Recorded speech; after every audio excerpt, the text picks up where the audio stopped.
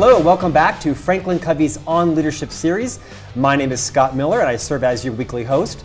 I am both honored and a bit horrified today that I have the renowned leadership expert and authority Liz Wiseman here live in the studio. Liz, I say welcome, and I'm horrified only because I feel like you're my psychiatrist. We're going to have fun. Without the benefit of the hourly rate. I know, yeah, I should send you a bill, seriously. Well, welcome to the studio today. Your book, Multipliers, has a place of honor behind me because I can tell you, I've been in this business for 25 years. And you can see I've been a fairly prolific reader of content around leadership development and so this is your personal library? This is my personal library. Wow. These I was allowed to carefully curate the books that had the biggest impact on my career. Almost all of them are nonfiction. Most of them are about leadership. But I can tell you, having worked in this firm for 22 years, your book Multipliers has had equally, if not a bigger influence on me than Dr. Covey's book, The 7 Habits. It is a masterpiece, what you've written here. Thank you. Truly. I mean that sincerely. Well, and we have a foreword from Dr. Covey. So. Right, which is a treasured foreword, right? Well, it is a treasured foreword, and for me, when he agreed to write this foreword, I felt really honored that he would be willing to put his name on this piece of work. And if you knew how many tens of thousands of manuscripts that have come to his office during his life, you'd be even more honored, right? How few he actually chose to endorse. So yeah, it is. It's an absolute treasure to me. And his foreword's great. I enjoy reading his foreword. It's really validates. Good. In fact, I see tweets where people start reading the book like, "Hey, I'm going to be reading Multipliers," and I can tell when they're reading the foreword because they often tweet like, "I hope the rest of the book is as good as the foreword." Liz, I can't talk enough about the impact your book's had on me. I've read it twice, which is rare. I don't read most books twice. Yeah, you move in forward. I do move forward, I do. I've only watched one movie in my life twice, actually. Wow. And that was one of Jim Carrey's movies, so I will keep the title quiet, which one it was. But when I first read Multipliers, I was honestly a little depressed, because it kind of called me out, I felt like. I almost felt like it was my biography, with you keeping my name private, and perhaps it is. I won't flatter myself. Well, and I called it Multipliers rather than Diminishers. That's right, thank you. You could say it's my biography. I appreciate that.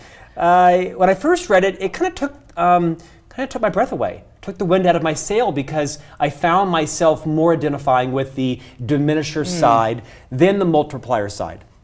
And then I reread it about 6 months later with maybe a little more, less ego. The book's not about me. The book's about the world. And as I started to realize, it isn't you're one or you're the other. You're not just a multiplier or you're just a diminisher. That there's hope for people like me. That it's a path, it's a continuum.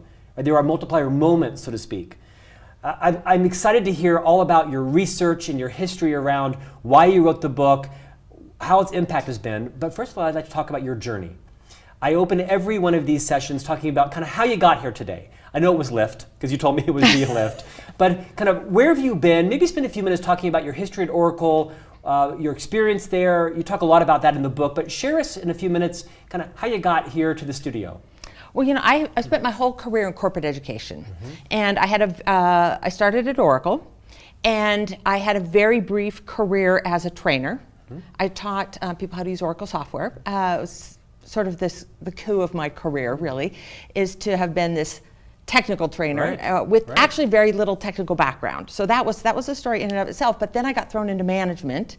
I consider it as a child. I was like 24, 25 years old. They're like, you're now in charge of training for the company, and Larry Ellison wants a university, so go build this university. So I'm very young for a really big job, and I think it's where I became really interested in leadership, because I had no idea what I was doing. I was woefully underqualified for a fairly big leadership job, and I spent a lot of time watching executives. And I was at Oracle 17 years, running the university, running the talent development function for the company. I leave and I start doing executive coaching, and I spent a couple years doing that, and that's where really the need for the Multipliers book arose. And then I decided I would go into research. And one of the things about my career, I always felt very comfortable moving into different parts of leadership development and education, because that was my experience at Oracle. It's like you kind of got the job before you fully had the skills. Sure, right. And so when I had this idea and I needed to write this, I thought, this can't be that hard. I've spent my career working with people who are professors and researchers, and I don't know, that seems pretty doable. So I started doing that. So I've really been at the leadership development for, I guess it's about 25 years. Now here's the great irony. So a couple years ago, ATD, the organization ATD, gave me this award, the Champion of Talent Award. And so it's kind of a big honor. And it's this award they give to people outside of the industry who have been like champions of talent, like Chris Anderson, who started TED, and Salman Khan, who started the Khan Academy, and then me. And they're giving me this award, and I'm like, wow, I'm really flattered, but I'm raising my hand saying, by the way, I've spent my whole career in this industry. Like, you are my people, but yet it was for people outside of the industry. So I guess I've been very helpful to the industry, but I'm a has-been. That's kind of how I took it. So. I'm like, clearly I'm not in the corporate education space anymore, but I once was. I once had a life. On the corporate side, which is really affected how I think as a researcher, an author, and an educator. Well, you've kind of undersold your experience at Oracle. I mean, Oracle's a Fortune 50 company, I'm guessing, and you were... It was a huge job. Right. I had a huge job massive responsibility. I'm assuming working with a lot of very seasoned leadership people with big egos and big responsibilities, and a lot of that experience really instructed your learning that's applied in the book. Is this true? Oh yeah, I got thrown in. Like, I got thrown into the deep end, and I got thrown to the wolves. I mean, these were really, really tough people. I once had someone say, who had been working for me for a while, he's like, wow, Liz, you are not as advertised. He goes, you come off as this like super easygoing, kind of like me, nice person. Yeah. And he goes, but you're like the real deal. Tough. And I'm like, well, what were you thinking? Did you not read my background? Like, I was an executive at Oracle. Like, they don't mess around. They don't mess around. And I mean, I had an amazing experience there, but it was a collection of type A driven, hyper achievement oriented, really smart, brilliant, capable people who had drive. And I loved working there, and it was this wonderful meritocracy, and I loved working for Larry Ellison. I mean, he was tough, but he was fair, and I just felt like I had the most amazing job in the whole world. I was actually really sad to leave, but I love what I do. But this isn't too shabby either. This is a good job as well that you have now. Oh, I love getting to research and write and teach. The premise of multipliers, one of the premises, is that multipliers are genius makers. Talk a bit about why you wrote the book and some of the key thoughts you want people who maybe haven't read it yet or are going to buy it this afternoon or buying it right now online. What are some of the key points in multipliers? Well, in some ways the book was my post-Oracle therapy. And it really started with this observation I had day one at Oracle. So, Oracle hired for this trifecta of talent, really smart, achievement-oriented, and nice. And there's a lot of really nice people, but one of the things I noticed is in their hiring, sometimes they compromised on nice. Rarely on the first two. And so as I entered into this, I was just so blown away by all these brilliant people I was working with. And I became, in some ways, a genius watcher, just fascinated by the intelligence of all these people I was working with. But then, not too long into the experience, I start to notice some things. I'm like, wow, not everyone who's brilliant causes brilliance. Like, there are some people who are really, really smart themselves, but nobody around them is smart. And I would watch these leaders and begin, because I got thrown into senior management pretty early on, and I'm the youngest one there. I'm watching what other people are doing. I'm like, why is it that's one executive, like, he's brilliant, but when he walks in a room, everyone like holds back. Shuts down, plays it safe. And some people noticeably cower, but other people just hold back because, I don't know, there's a really smart person talking, and so they just defer. But then I watched another type of leader, equally brilliant and capable, but somehow this leader caused brilliance. Like, instead of using their intelligence as a weapon that shut people down, they used their intelligence as a tool. And I saw people be big around them, and other people would be articulate and thoughtful and at their very best around leader B, but leader A they're at a fraction of their capability. And I just thought it was fascinating. And it wasn't until I left Oracle and I started doing some coaching work, and I'm coaching other executives in tech, often with the same kind of really smart, but not necessarily aware of the impact they're having on others, that I actually went out looking for an article in HBR. I thought, someone certainly has researched this. Let me find a good article so I can help this one executive understand that his intelligence isn't contagious. And I went looking for something around like the multiplication of intelligence, and there was nothing out there. And that's why I said, to me, it was such an important observation that I'm like, surely someone has researched this, and they hadn't. And so I thought, well, that can't be that hard. Is the difference in the two people, I imagine, because your book is research-based, what makes it so credible, is the difference in the person that was the genius versus the genius maker, was it an intentional, when you looked at them as a whole, was it an intentional strategy? Was it unintentional? Was it their character? Had they had a good leader that modeled that? What was the difference? Did you see any defining differences? Yeah, I have to admit, so I'm going to give you some confessions of a social science researcher, is that not appropriate in a therapy session. I'm the patient, remember? Oh, I don't get anything out of this. Okay. So when I first started looking at this, it was so binary to me. And I think the first edition of the book is more focused on, there are multipliers and there are diminishers. And and I mentioned in the first edition this idea of the accidental diminisher. Right. I don't think I understood it as deeply as I needed to understand that. And I thought that there were these multipliers and these diminisher leaders, and almost like I could walk through the hallways of a corporation and I could, almost like a duck, goose kind of exercise, and I could sort people.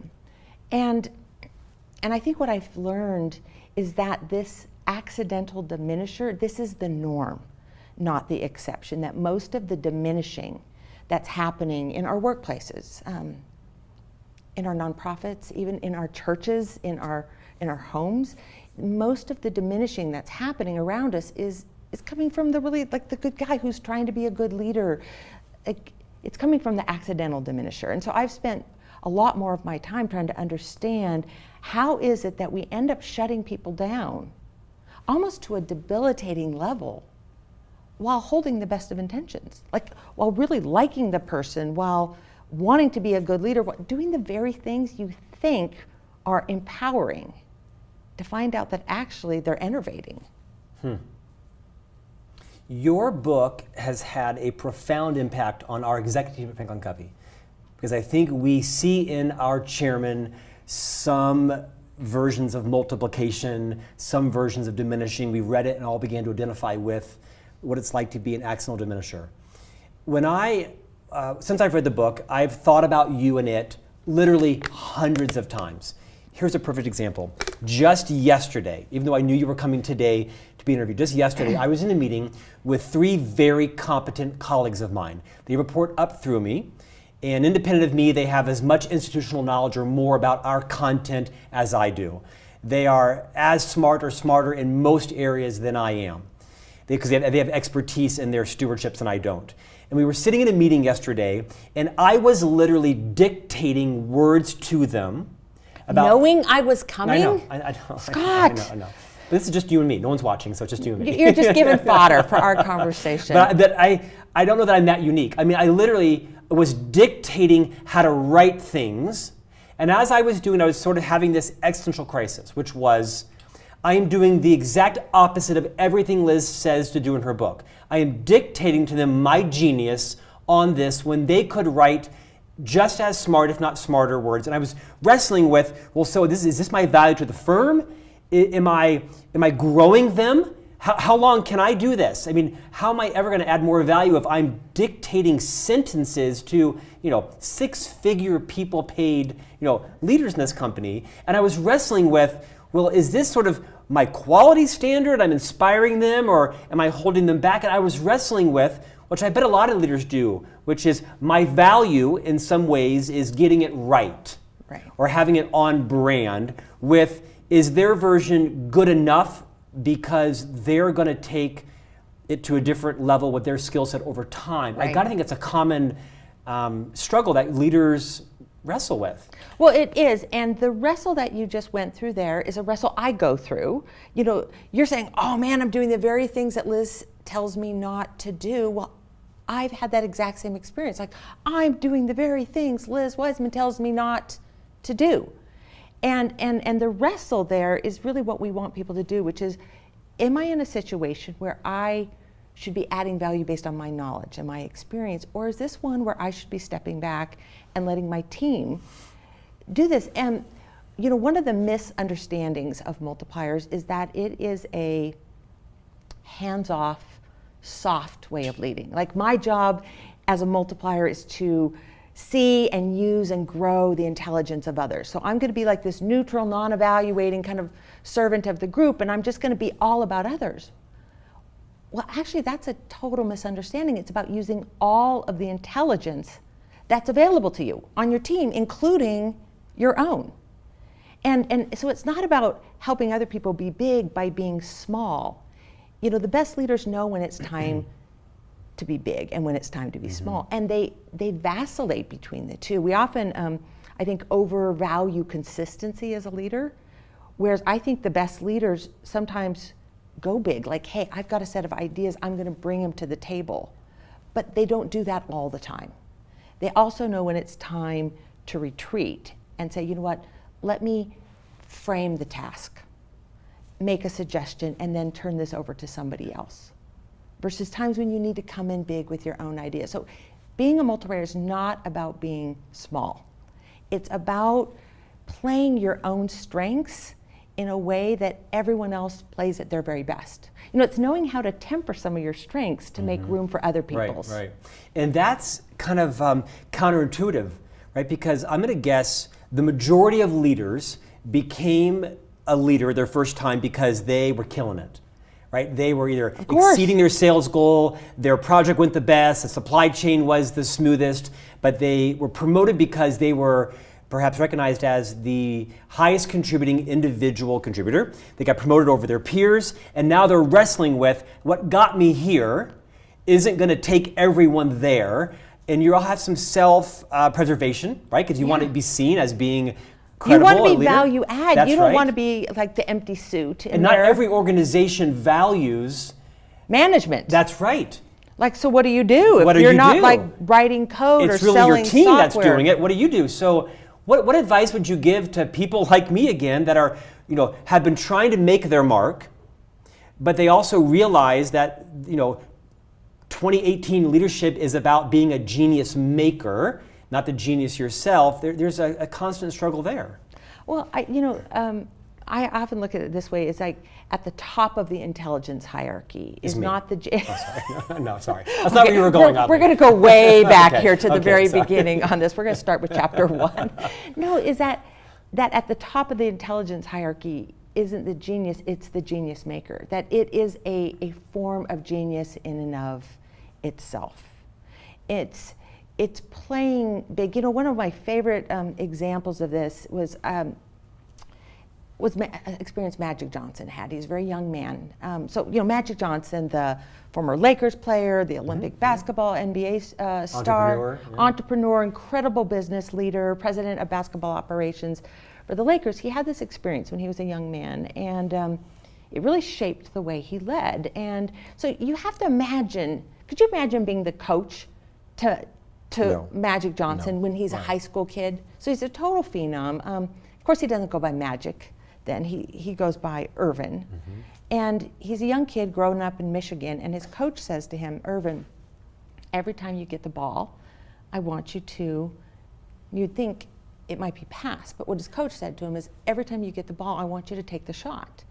And so this really talented kid took all the shots every time he got the ball, and you can imagine his team's throwing him the ball because they've got this like phenom on their team, and the coach loves it because he's super coachable, and the players all love it because they're winning every game. And like, is there a high school kid who doesn't want to win? And so it's going great until after one game. So they're winning game after game after game, and there's one game comes to an end, and all the kids are leaving the gym with their parents, and young Irvin notices the faces of the parents who came to watch their young sons play, of course. And what did they get?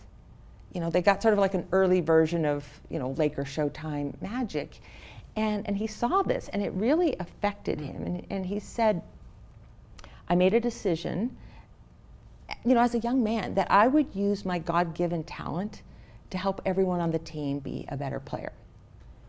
And it was this orientation that earns him this nickname of Magic. This Michigan sports writer said, this guy is magic. He raises the level of play of every team that he plays on. And I think this captures the mindset, the essence of how these multiplier leaders think. Like, I'm going to use my God-given talent to help everyone on the team be a better player. Like, I'm going to use my talent. Like, I bring something to it, but I'm going to use it to raise the level of play for others. And why I think Magic sort of captures this is it's not like he did this from the sidelines. It's not like he never took a shot. I've actually studied his career. It's amazing. He calibrated this balance quite intentionally. Yeah, and he played huge, but he played in a way that invites everyone else to play huge. And I think that's the position you want to be as a leader. Say this again, because I think that's prophetic. Play all of your own capability, but play it in a way that invites everyone to play all of theirs as well. And maybe no one on the team was ever as good as Magic, but it's almost like you're inviting in the capability of others. It's almost like you're daring it in, but if you only play your own capability, and so many of these leaders, so many of us well-intended leaders end up diminishers because we're so busy playing the game ourselves. We're so busy. People are throwing balls at us. Lots coming out of us. People are asking us questions. And it's not that we don't value the people around us. It's we just are preoccupied. It's what happens when you're talented is people expect you to do things. And part of what I'm asking people to do is sort of just eyes up. Instead of just focused on here's my work, here's what people need of me, here's what I think my contribution is, like eyes up, look at the people around you. Are they fully utilized? If not, your job is to get 100% of their capability. You're paying for 100%, you might as well get 100%. The challenge that you just gave us requires a lot from leaders. It requires self-awareness, self-reflection, a level of maturity that makes you look beyond your own contribution. It's really what Dr. Covey described as the private victory, having a secure sense of yourself and being so secure in that you can focus intentionally, abundantly, generously on lifting others around you. It requires a different level of maturity that a lot of leaders It does. It requires lack. awareness, it requires confidence and maturity. We find that a lot of diminishing, some of diminishing in its most tyrannical narcissistic form, of course, doesn't come from overconfidence. It comes from insecurity and underconfidence. But people have to be also comfortable in their own talents. Like, I'll tell you the person I want to work for. I want to work for the person who's an absolute genius and knows it. Like, I don't want to work for the person who's unsure of themselves, who comes into work every day trying to prove that they deserve to be there or that they're the smartest one in the room. I want to work for the person who's like, you know what, I'm brilliant, I'm a genius, and I'm over it. Do you know what I mean? Like, okay, I get it, I get what I bring, I'm confident in that, but I am now past that. Now I'm going to spend my time not trying to prove that I deserve to be here, but seeing what's going on around me. So it's a confidence, it's an eyes up, aware of people around you, and to be an intentional leader, you have to look at how your best intentions, the things that you do that you think are amazing and enabling and inspiring, how those are the very things that can suffocate the people around you. You have to ask, like, I wonder if people experience me different than I experience me. Because it's human nature that we judge ourselves based on our intentions, because we see they're visible to us, and we tend to judge other people based on their actions. And so it's learning to say, I wonder how my intentions could be received differently. Liz, I want to save some time to talk about the accidental diminishers, because I think that's kind of where people can move into being a multiplier. Let's talk first about multipliers. So are there a couple of tangible multiplying moments, or for our guests that are watching to say, I really want to be a multiplier, how do I move into that? Are there any immediate ideas or triggers or watch outs you can tell people when you're finding yourself doing this, here's how you move into a multiplier moment? Okay, great. So the things that multipliers do, they utilize people's genius, their native genius, the thing they do easily, freely. A very specific thing you can do there is look for people's native genius. What is it that they do better than anything else they do? What are they brilliant at? What are they head and shoulders better at? What are they going to do whether or not you want them to do?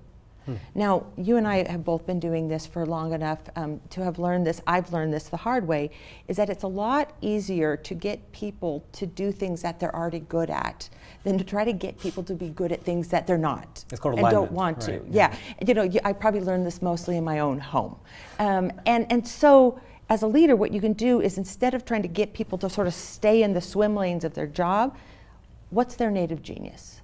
What are they brilliant at? What do they do at work, at home? Like, they can't help but do it, and then find a way to put it to use in their job or well, in essence, that's a high performance culture, right? If you can tap, as Stephen Covey would have said, the passion and genius of people and get it as closely aligned with the company needs, it's an unbeatable formula. Oh, people will work for free. And I don't mean that we should exploit people for their native genius, but like, here's my dirty little secret is, if you ask me to do something within my native genius, oh, I'm gonna do it. I'll put it to the top of my list. I'll do it for free. Like, I love to do, and most people are this way. We just go above and beyond. So it's not like you get 100% of people's capability.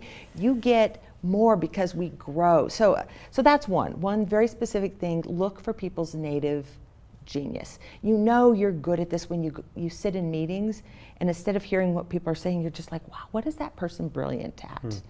And my sort of my rule of thumb on this is, if you have figured out someone's native genius, you've kind of earned the right to put them to work, and they want you to put them to work. They don't need to report to you for you to do that. That's one. Another thing that multiplier leaders do is, they don't tell people what to do. They ask, they invite, they define possibilities, and they invite people's very best thinking. And probably the most powerful shift I think any leader can make, but I consider this the ibuprofen of leadership development. Like, it cures a lot of problems, is to lead by asking, to ask the questions. And my very favorite challenge to give someone is what I call the extreme question challenge, is to go into one of those meetings, maybe you hit replay back to yesterday, and say, what if I went into this meeting and all I had in my toolkit as a leader was the question. No statement, no contribution, and to take the extreme question challenge is to go into a meeting, maybe it's a one-on-one, a management review, operations review, et cetera, and to say, I'm only going to ask questions. And you let your team do the thinking, and you frame the issues. You set the priorities by the questions that you ask. It's a really hard challenge, and if you're going to take this challenge, you go all the way with it. Like, absolutely nothing but questions, which I don't recommend you operate permanently forever in that space, because you will creep people out if you do this. But to take the challenge once or twice, because it really, I think it rewires how we think of our role. Well, it also requires a long-term view. Because as I think about yesterday's meeting, while I'm dictating out these 14 sentences for some ad copy for a partner of ours, I'm thinking, so what's my purpose right now? Am I trying to make this partnership immediately more profitable, or am I trying to build capacity where these 3 people can take the marketing division to new heights beyond me? And I was clearly not doing the second. I was trying to maximize the relevancy of this project at hand, but I wasn't really inspiring. I wasn't multiplying. I was absolutely diminishing, and I was not doing my number one job, which is to build the marketing division beyond my contribution when I'm out of it. Right, and someday. you can take a long view in a really altruistic way, which is I'm going to grow the people around me, and I want to be that kind of a leader. But if you take a little bit of a selfish view on the long term, it works just as well. In fact, in some ways, a little bit better. Which is, do I want to be doing this forever myself? Right. I was thinking the same thing. What am I doing? I'll never get to grow if nobody around me gets to step up. Right. If no one gets to ever be as good as I am at this, how do I ever get a new challenge? And so you can take a little bit of a selfish point of view, a little bit of the lazy man's point of view, and it works equally well. When I started teaching this, I was really thinking about how do we help leaders become liberators to the people around them, become these multipliers that give people space and allow them to step up and take ownership and contribute and go big, and what an incredible liberating force that will be for their team. But what I underestimated is how liberating it is for the leader. Mm-hmm. And so I was working with a man named Dave Havlick, who was head of investor relations for Salesforce. And he came to one of our multipliers workshop, and he decided he was going to take a multipliers challenge, one of these specific things. And he decided that at his first opportunity, he was going to sort of hand it back to his team and ask questions and give ownership back to his team. That night, an email comes in that's like, Dave, hey, we've been waiting on you for this staffing plan. They had a big set of deliverables coming up, and he was supposed to put a staffing plan together for his team. And we're kind of waiting on you, boss. How often have you gotten these emails? Every manager has gotten dozens and dozens of these. We're waiting on you. We need this from you. And he decides he's going to, instead of staying up till 2 a.m, and getting it done, he's turns back to his team. He's like, okay, you know what? Can you guys put together a plan that's going to allow us to get through this 6-month hump of activities? And his team's like, yeah, we got this. And so I write this up, this impact it had on his team. I write it up for an article for HBR. I asked Dave to review it, of course, before I send it off. And he goes, Liz, you kind of missed something. And as an author, I'm like, oh, what did I miss? And he goes, you described how liberating this was for my team to be able to step up and take ownership and get this done, and what a brilliant job they did. He said, but you missed its impact on me. He goes, this was hugely liberating for me. He goes, I used to work till 2 a.m. on a regular basis. I could never keep up.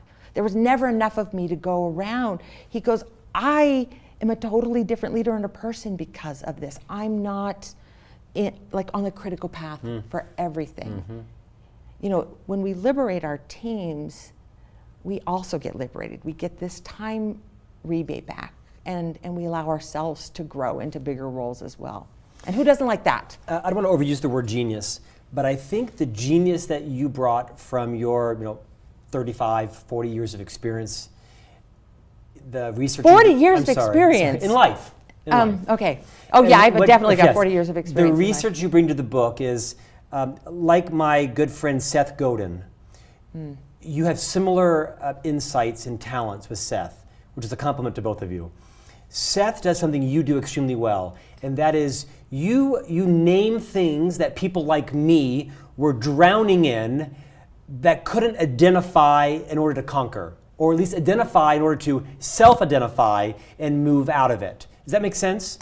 This idea of being an accidental diminisher, you've named 5 or 6 or 7 of them, and I can identify a little bit. I'm a hypochondriac now when it comes to leadership. I'm some of this, I'm some of that. Oh, but you know what? Sometimes I have some multiplier moments. I think one of the part of the power of your book is you help me identify by naming things that before that I didn't have context for. Well, I do spend a lot of time thinking about that. I can't claim to be a great writer. I do my own writing, but what I spend a lot of time thinking about are names.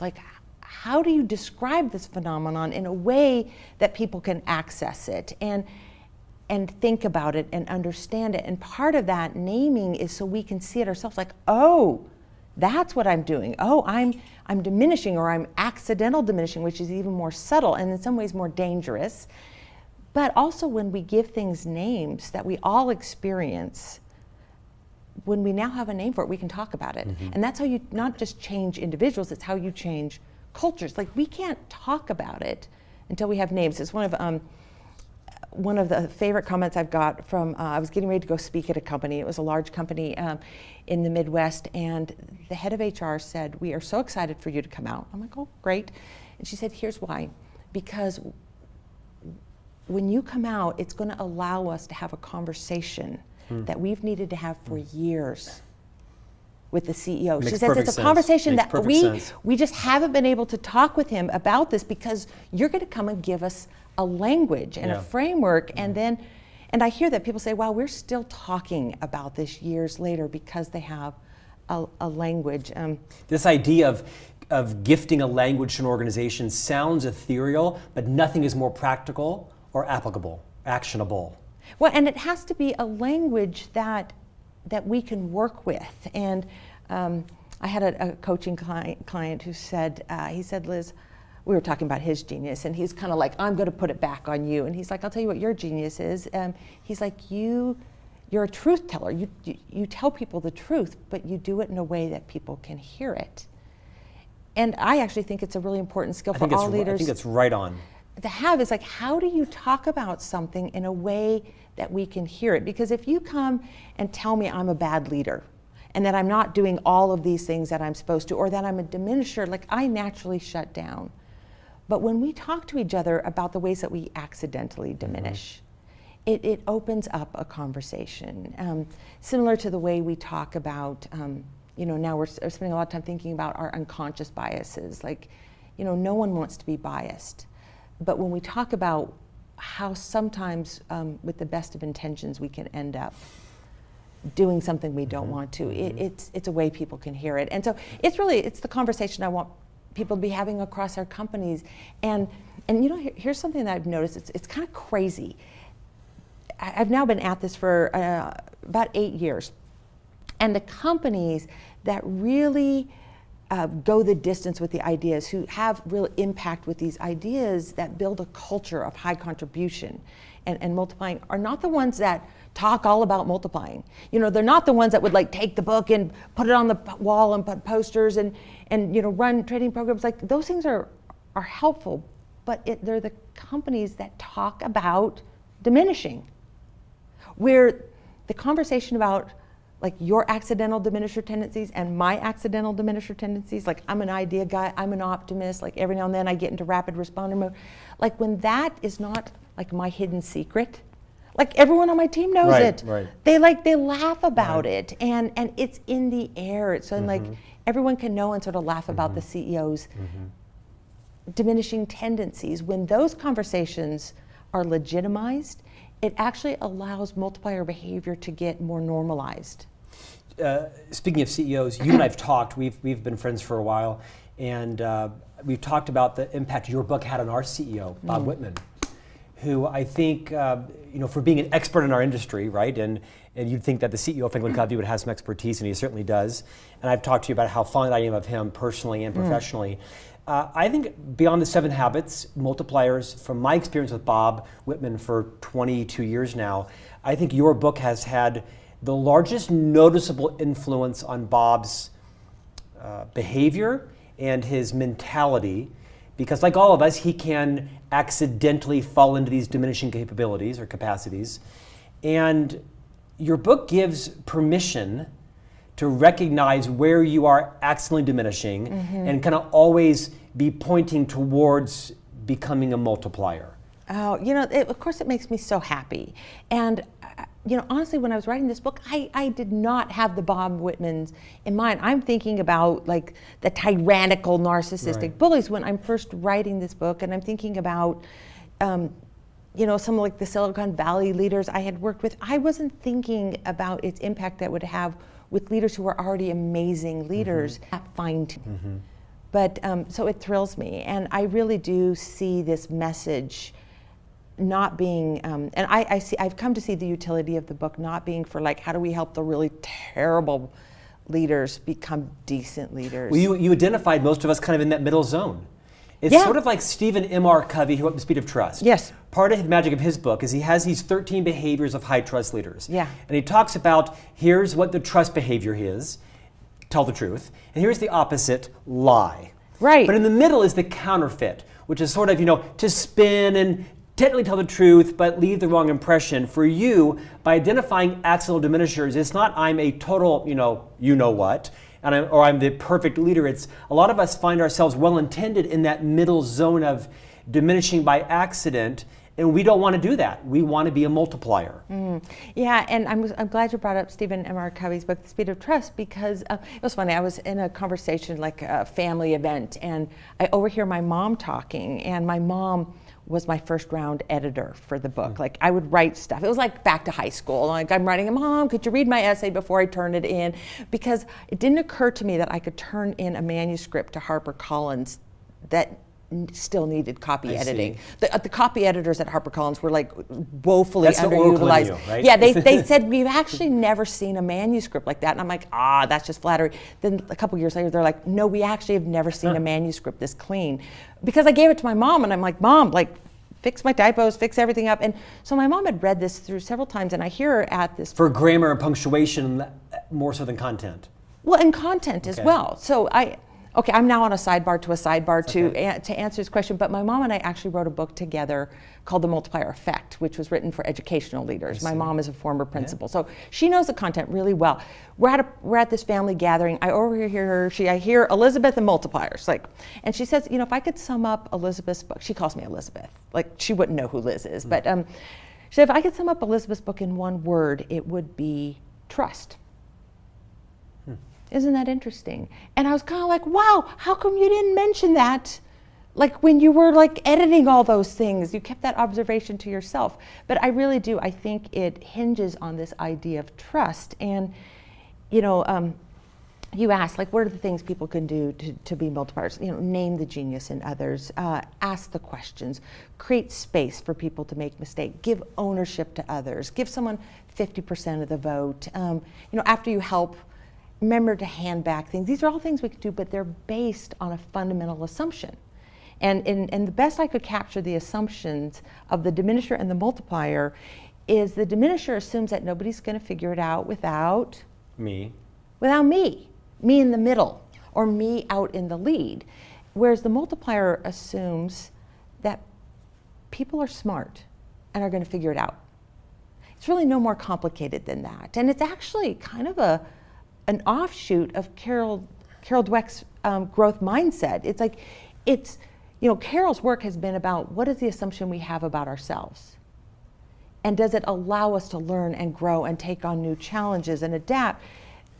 But in some ways, multipliers is saying, what's the assumption we have about the other people? And when you assume that other people are fundamentally like smart, intelligent creatures, well, what do? You're trusting their work, and it's about extending responsible levels of trust. You realize the team I lead is now all unionizing up in corporate marketing. When I walk back up there, they're going to call me out. They're going to be, Scott, trust us. Let's talk about accidental diminishers. Yes. Because I think that's the best way to get on the path to multipliers. You name 7 or 8 of them. And the first one I read, of course, is Idea Guy or Idea Gal. You have Guilty. Always On, Rescuer. You know what? That's first on the list. Why? Well, that's like me confessing. They're not alphabetical. They're not in order of prevalence. That's my coming out of the gate with, I'm a massive idea guy. I constantly have to keep this under control. I have to tell you, when the book was first given to me a year ago, was it turned to that page? It was not, because here's what happened. It was given to me to use on someone else. To say, look, so-and-so needs to read this. And like any human, I could jump on that bandwagon. Right. That's why it was given to me. Kind of, form a coalition to say, so-and-so needs this book. I read the book, and the thought never crossed my mind to think about the other person, because the way you wrote it, it spoke to me. And I immediately went introspective on, I don't care about the person that this person is talking about. I resonated with, oh my gosh, I am the idea guy. I am the guy that's valued. It makes me so happy that you said that, because it was one of my worries, is that people would read this book and be just pointing fingers. Right. So I think I really doubled down on this. Mission accomplished. It had the opposite impact for me. Right. I mean, because you can see people want to point the finger and blame other leaders. Even mature leaders want to hold their boss accountable. As soon as I opened it up, and I thought, oh my gosh, I am the classic case of the idea guy. I'm known as being fairly creative and an idea a minute, and the spaghetti wall, throw it up, see what sticks. Most of it will. Okay, Which one do we pick? so let's work with this, because let's kind of look at the anatomy of an accidental diminisher tendency. It's about your best intention. So what is it that you, like, what's the goodness that you think is going to come out of it? Because the intention is so noble here. Rescue is that my ideas will be so profound and innovative and new that I can help to solve a problem. And our EVP of HR tells me I play the role of rescuer by being the idea guy. Which is another accidental. You're conflating I know, two. We're I going to know. have to separate. But I have multiple characteristics here. But yeah, the idea guy, like, we want to get the party started. We're like, you know what? We don't think our ideas, we think our ideas are good, but we don't think they're the only ideas. I'm going to toss out some ideas to get things germinating and going, and we toss them out thinking other people are going to then take them and use them as springboards and maybe get to somewhere else. But now let's look at how this impacts other people. So what's it like? Have you ever worked for an idea guy, like someone who like sort of trumps your level of idea guy? Not necessarily. I worked for some of these other ones, but... Yeah, well, this is what it's like to work for an idea guy. Has your team explained this, like what it's like to be around they do every day. the fountain of ideas? They do every day. What's the experience for them? I can't say it. Keep going. Okay. Fatiguing. Yeah, it's fatiguing because... It's constantly chasing the next project simultaneously. Which one do I work on? Because you've got 10 things I'm working on. Here's this crazy thing about management is that most of us think that managers are like egotistical, power-hungry kinds of folks. I found in my coaching and teaching work that actually most managers underestimate their power. You're probably underestimating your power. When you're tossing out ideas, you forget that you're the boss, and that when you toss out, hey, well, why don't we think about this? Why don't we try that? You know what people do? They take you seriously. It is so true. I think that, in fact, the CEO would say, he wouldn't because he's gracious, Scott Miller is one of the most powerful people at Franklin Covey, because he can get anyone to do anything, and half the time it might be right, and half the time it might be wrong. Yeah, and it's one of these ones where just because you can doesn't mean you should. Right. And like with power comes all this responsibility of restraint. And well, now you tell me, 20 years. and we forget that people take us seriously, and we think we're just like tossing out ideas, like, you know, just processing outwardly, and yeah, you know what, I'm thinking aloud, I'm tossing out ideas, I'm getting things going, but people are taking you seriously, right, and they're running with it, and you're exhausting your team, and they're soon making a millimeter of progress in millions of different directions, and it's exhausting, and people end up just going, you know what, I'm actually just gonna stop chasing rabbits and stay right where I am. You've exactly described my world. How common is that when you consult to companies around the world? Is it unique to Franklin Covey or my division? No, it's in certain industries, the idea guy is even more prevalent. It's not one of the top three. I'll tell you what the top three are, but the thing with the idea guy you have to remember is, because we're not done with you just yet.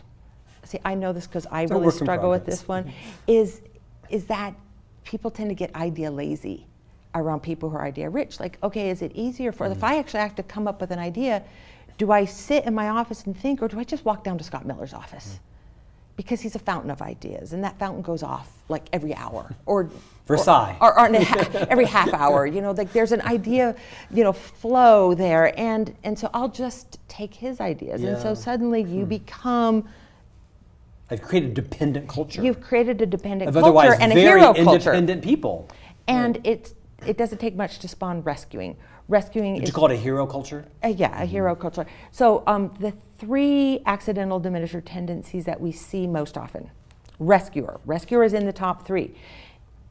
And of course, the rescuer is, this is the big-hearted leader. The intention is, of course, I want to help and save. Like I want, and these are really good people and noble intentions. I want the people around me to be successful. Like nobody fails on my watch. But the rescuer often steps in too early or too often, and people do become dependent. Like one of the things that we have to develop as a leader is the ability to stand back and watch people fail.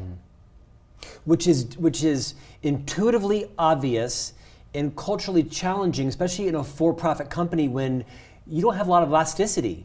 Right? I mean, you're either running by quarters, you have goals to meet, and you don't have a lot of bandwidth, or rather You can't afford the can't failure. afford the failure. Right. Too big. Which is one of the things that you have to do as a multiplier leader is identify where people can take risks.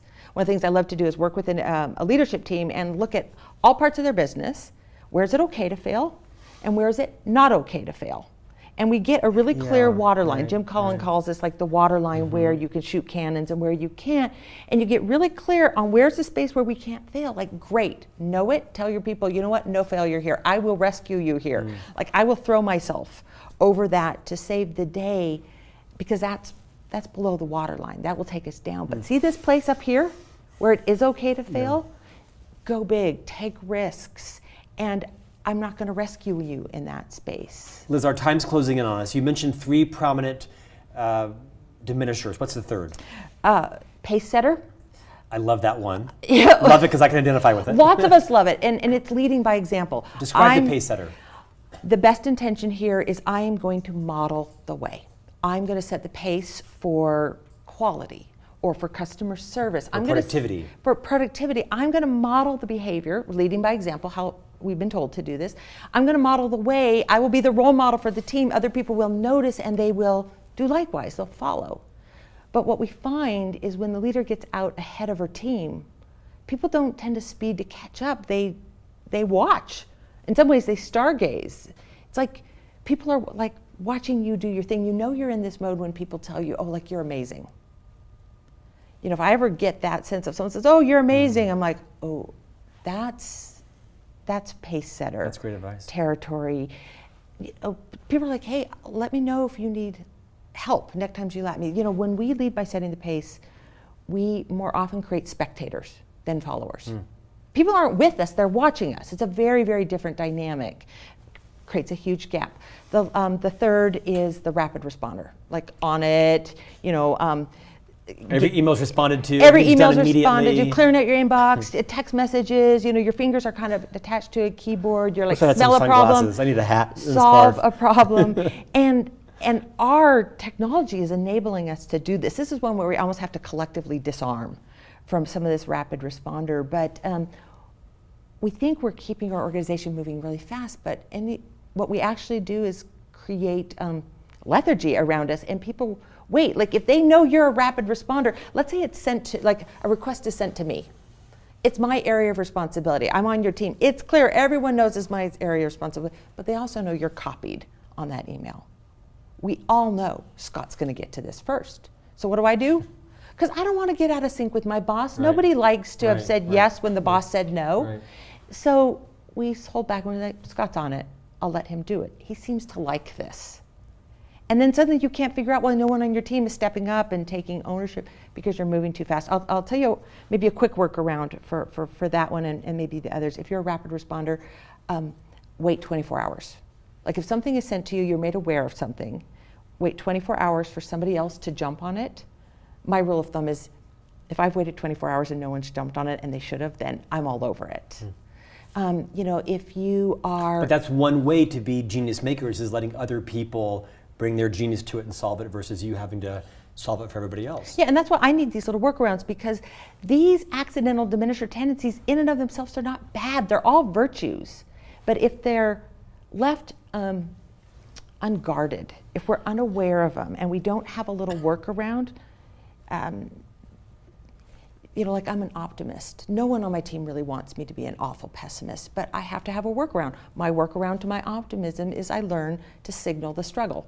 Share your concept about, you talked, I think, in a podcast about, as being an optimist, you talked about recognizing hard work and that things are hard. Yeah, I learned Share to that. signal the struggle. So I am, the optimist is like a positive, can-do kind of leader. Like, we see possibilities. For me, I think it comes from my early days at Oracle, where I was just thrown into big jobs. You're like, hey, this can't be that hard. And we tell ourselves, we're smart, we're capable. Like, these are leaders probably wear those like wristbands that say we can do hard things. No one wants me to be a downer, but what the people around you want to hear is, hey guys, what we're doing is hard. It's hard. We're going to struggle with this. We're probably going to make some mistakes. And I know this is anathema to certain people to even hear this, is you have to be able to say, like, we might fail at this. And it's so interesting that once the leader signals the struggle, Like, I get it that it's hard. It actually allows the team to move beyond it. Because if the leader only sees the upside, what is the rest of the team relegated to do? Obsess about the downside. So when the leader acknowledges the downside, what does it do? It like allows the team to say, okay, we get it. Now let's go make this work. Let's go get the win on this. I've had to do this because I'm like, optimism is deep in my bones. This may sound corny, but in many ways, multipliers is your gift to making geniuses genius makers. Because when I read this, I'm not a genius in any stretch, but it's really inspired me to be more thoughtful and deliberate and intentional about being the hero, about being the genius, saving the day, rapid responder, pace setter, rescuer, always on, idea guy. I mean, I can identify with all of those. And your big point is that you're well intended, but unless you have a sort of a raised consciousness about those, you can become a genius with no friends, a genius who wonders like why no one else on the team can do what you do. It's about getting everyone leveling up. In our final minute, share your thoughts around how you resist being a diminisher.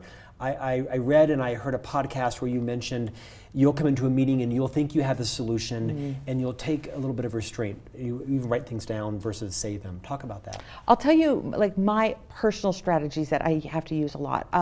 I love think on my feet kinds of sessions. I realize not everyone does.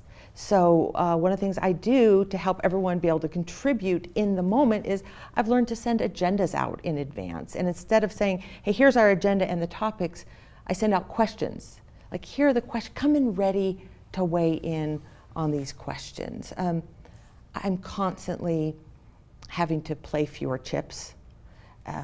I try to go into extreme question mode.